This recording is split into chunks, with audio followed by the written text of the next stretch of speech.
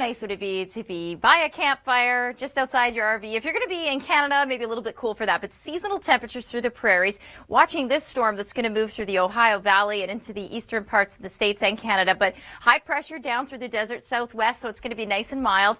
And then we're watching a new system if you're headed to, once again, the west coast or into western Canada. Blustery, wintry weather on tap down towards the Gulf states and Florida. Beautiful high pressure.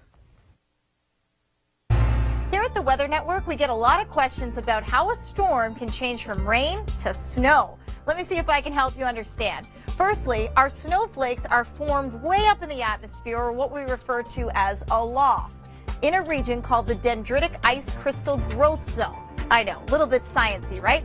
But basically all you need to know is a snowflake forms up there and it falls through various layers of the atmosphere. Some of those layers are cool, some of them are warm. If the snowflake falls through a warm layer, well then it'll melt as rain and fall as cool raindrops.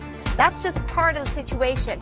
Now let's imagine there's an area of low pressure that has a lot of cold air attached to it. And that cold air is dragged all the way down to the surface, cooling the column of air, which was warm.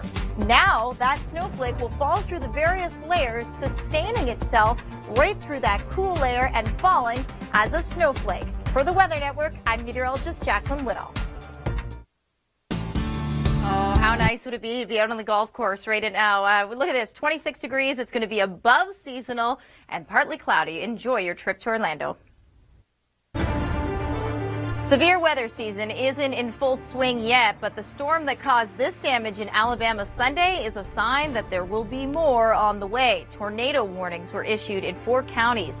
The storm damaged homes and businesses across the state. Powerful winds in this community south of Birmingham pushed a huge tree onto a home. A man was sleeping in his bedroom at the time, and he says he was bounced out of bed when the tree came crashing down. Can you imagine? The storm sent trees toppling onto homes elsewhere in the state, and there were no injuries. Another sure sign of spring is ice jams. And with the bitterly cold winter now nearly over, there's no shortage of ice on rivers and streams.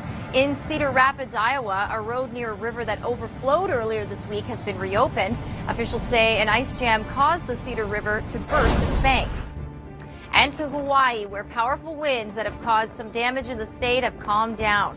These Whitecaps only told part of the story on Sunday when crews scrambled to repair downed power lines.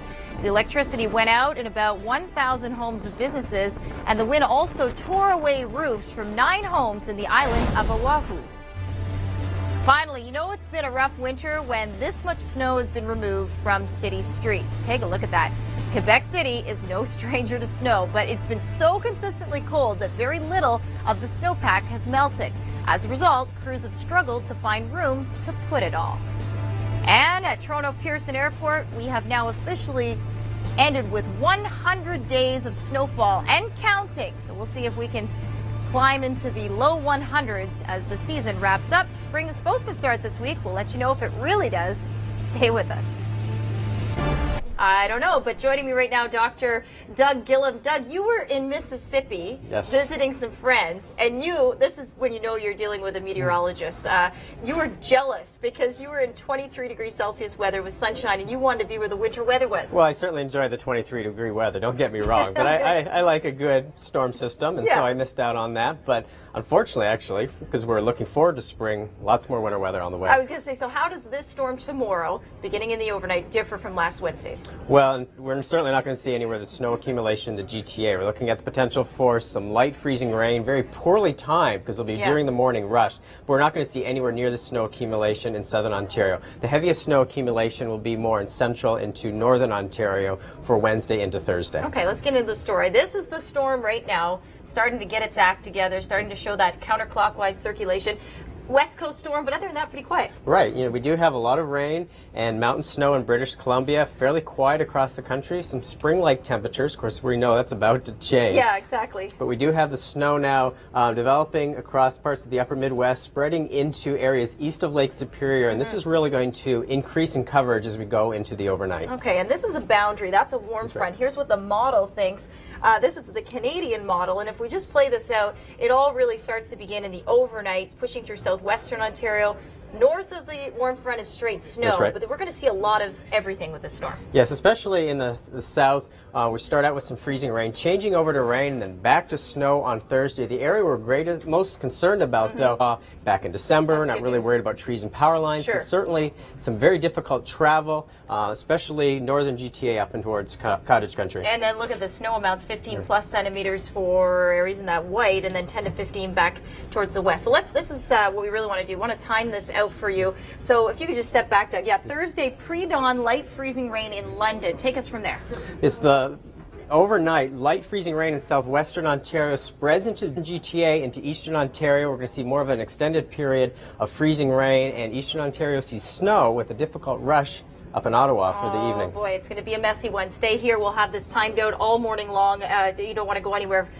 Okay, Toronto, 5 degrees for Wednesday. Slightly cooler than what we were originally calling for. That doesn't seem so bad. No, so that's seasonal. That's seasonal, finally, right? So let's take a look at the models and what Doug thinks is going to happen. This first is the last week or so, and it's been warm in the west, cold in the east. Right. So temperatures well below seasonal, where you see the blues and greens and violets, seeing temperatures 3 to 10 degrees below where we should be this time of year. Now, while we've seen spring just around the corner, it looks like we're going to spring back into a wintry pattern.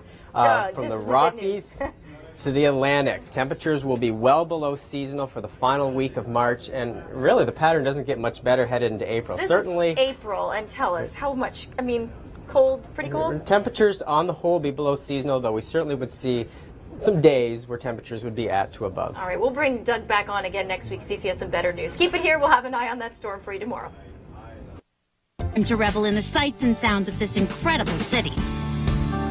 And I love sitting by the pool. I'm not much of a gambler, but if you are, good luck to you. By the way, the climate norm, 21, as you just heard, that's what you'll see for your Wednesday.